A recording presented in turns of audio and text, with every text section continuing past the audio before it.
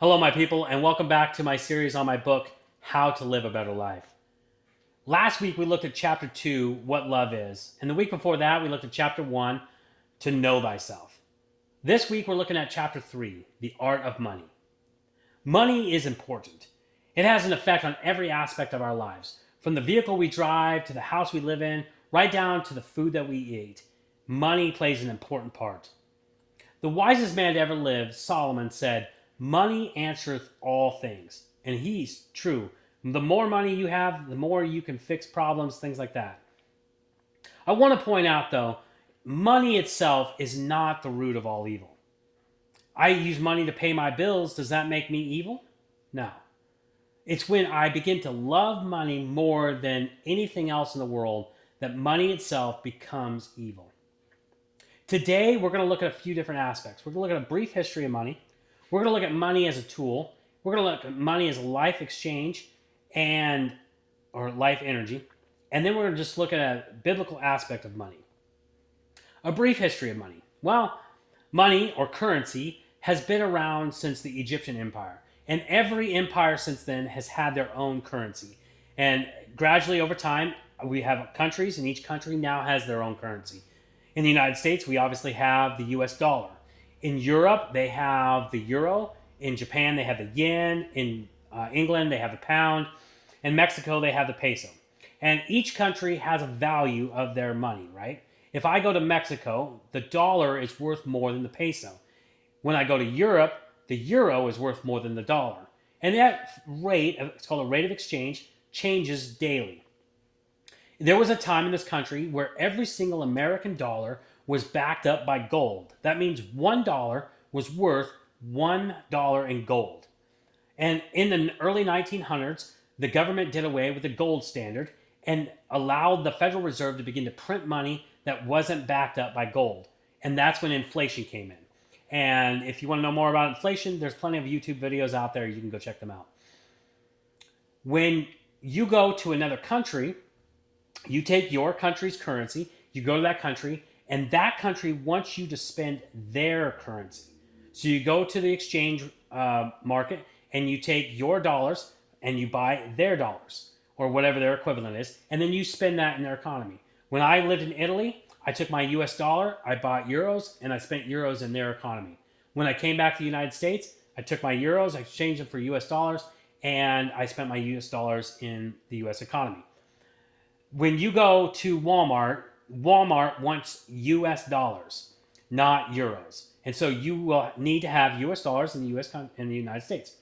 When you go to Mexico though, or other countries like that, like when I was in Iraq, they want the US dollar because the US dollar is worth more in that country than their currency. And they can buy more with that. And that's actually called purchasing power. So let's move on to money as a tool. Okay, purchasing power. What is that? Well, the more money you have, the more purchasing power you have. And the less money you have, and vice versa. So let's say you have $50,000 cash in hand. Cash in hand is actually worth more, has more purchasing power than a digital currency, which is kind of what we're at the point right now in the United States. Your money gets deposited into your bank account and it turns into a digital currency, and then you use your credit card or your bank card and you just swipe. But when you go to the bank, you can get physical cash in hand. And cash in hand it has more purchasing power than the cards. And there's plenty of other YouTube videos to explain this, and you can actually look at my book that'll explain it a lot better. But if you take your cash in hand, you can go down, or let's say you have $50,000, you go down, you can pay cash for your brand new vehicle, or you can buy people's time with your money and things like that. And that's what your purchasing power does. And that's all I'm going to talk about on that one. Now let's look at the power of the budget. Okay, one of the key things that anybody watching this video, any of you should have is a budget. No matter how much money you make, if you're a stay-at-home mom and you make $50 a month on a side hustle, whatever else, you should still have a budget. If you're making 100 grand, 200 grand, $1 million a year, you should have a budget, because a budget will show you how your money is used. And it actually gives you more control over your money. This is just a sample budget I have up here that I created. And on my sample budget, I have the income, where my income comes from. So I know every dollar that comes in every single month. Me personally, my budget is monthly, and I break mine down by week of the month. And that's just me personally.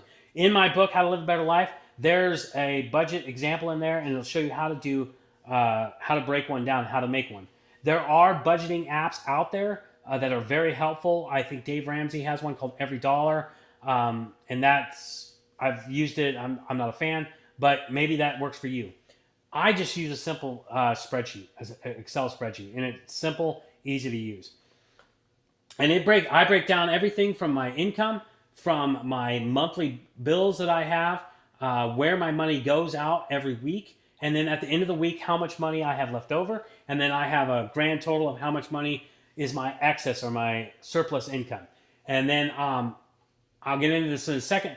I actually break down what I call life energy, and we'll talk about that here in a second. But then I have my debts, what my major debts are. I have my entertainment and all that kind of stuff, and I break it all down. And then me personally, what I do is I try to pay the majority of my bills the first week of the month, because then everything after that is surplus income, and I can put that into a savings account or in a money market, wherever I put that money towards. I personally I've got big goals, so that money goes towards my big goals, so that I'm not always working a 9 to 5, which we'll talk about some other time. I talk about budgeting apps; they're very helpful. One of the things that I agree with Dave Ramsey about is debt snowball. Okay, and the debt snowball is a powerful way to get out of debt. And being out of debt actually frees up more income. Okay, so a lot of people, they make $8,000 a month and they spend $7,900 a month, and in debts and bills, whatever else. And it's like, my goodness, that's a rough way to live.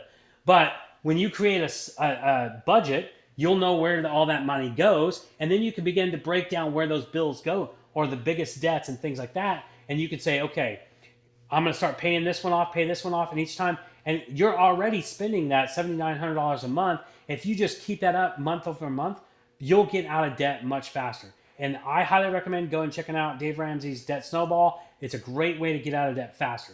The faster you're out of debt, the more surplus income you'll have, okay? And that is the power of the budget, okay? Money is a tool. Okay, we're still on that. Building wealth. Okay, when you get out of debt, you will have surplus income. And that surplus income should be like a seed. Okay, you plant the seed, you water the seed, and the seed grows up and gives you more seeds. Okay, and that's generally how planting, sowing, and reaping works. Right? So I have surplus income. I take that surplus income, I go down to the bank, I buy a CD or some type of wealth increaser, passive income type thing, and then it grows and it gives me more income, right, on the side. I can also loan money out in a way that pays me back. I can invest it in the stock market. I can go to Edward Jones, and they can manage my wealth money, and I can just keep dumping money into them, and they just keep growing my wealth. And so money as a tool is a great way to build wealth. The other thing is leveraging financial tools. Okay, so Alex Hormozy said, if you don't pay attention to your money will do whatever it wants. But when you pay attention to your money, it will grow for you. Okay, and so what I highly encourage is your bank should have a banking app, and if it doesn't, leave that bank and go get a new bank, and you get one that has a banking app, and every single day, open up that app and see how much money you have. See where the money went from the day before, right? And so everything is calculated. Everything is held accountable, and you know where your money is going. And you do it every single day. I do it every single morning. I get up and I check my bank account. All right. And I guess that covers the banking app, right? Your bank should have a banking app, and if they don't, get rid of that bank, go find a new one. Okay. That's enough for that topic. Now let's talk about money as life energy. I read a great book called Your Money or Your Life by Vicki Robbins and Joe Dominguez.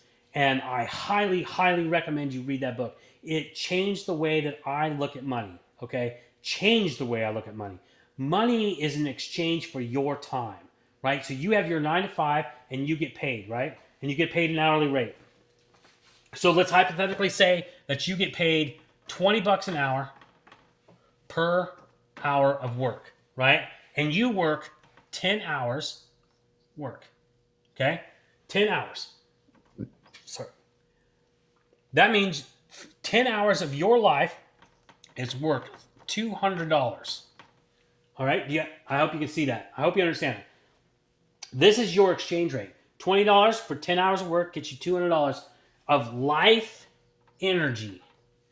When you go to the store and you swipe your card and you spend $60 at the store, you just spent 3 hours of your life for that $60 for whatever you bought at the store.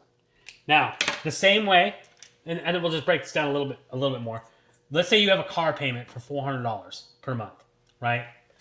At $20 an hour, you're going to spend 20 hours of your life energy per month on that vehicle. Okay? Now, the authors of that book, they broke it down way better than I can. I highly recommend getting it, but it has changed the way that I spend money, the way that I look at money. As a matter of fact, the lights in my house, the bills that I pay, when I look at that stuff, I think, okay, keep the lights off because that's increasing my bills and that's increasing my life energy spent, right?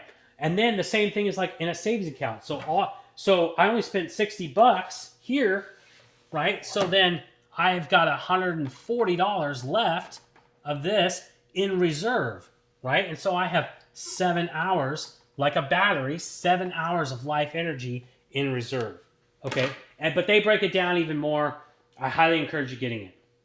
Now, the last topic I want to talk about here too, okay? Scrooge McDuck talked about money in a cartoon way back. I don't even know how long ago it was, but he made such good sense with it. Money needs to be moving, okay? And money is, even though it is an exchange of our life energy, it's a gift from God. Whether you believe, whatever religion you believe in, or maybe you don't, money really is a gift from God. And he wants a portion of that back. And if you talk to any high value person, somebody who's got a wealthy person, they talk about giving back all the time. As a Christian, you should be giving about 10% of your income back to God in some manner, okay? And that's just a thank you gift, right? And every time you do that, you say, hey, God, thank you for this chance. Thank you for this money. Thank you for this job. Thank you. Thank you, thank you, thank you. And not out of like, oh, I got to pay God. No, it's if you can't do it out of Thanksgiving, don't do it at all, okay? But then on top of that, giving. Now, one of my goals in my life is to be a millionaire, multimillionaire. I'm just $1 million year after year and year. And my goal is to give about 85 to 90% of that money back to organizations in some manner. And I'm not sure exactly how that's going to look because I'm not a millionaire right now, but that's my plan. And I believe giving is one of the key fundamentals to becoming wealthy, okay? Money must flow. It must move. If you hold money in your hand tight, it's going to be crinkled and it'll go nowhere. But if you open up your hand, you let money flow through your hand, I guarantee it's going to grow, okay? I personally have had over $1 million pass through my hands and openly, just giving, taking, giving, taking.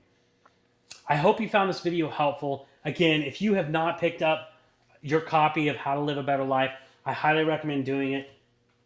This chapter is very in-depth. There's a lot more to it. You can read more about it in the book. If you have any questions, please reach out to me. Like, comment, all that gets call to action type stuff. I'm done with this video. I thank you for watching.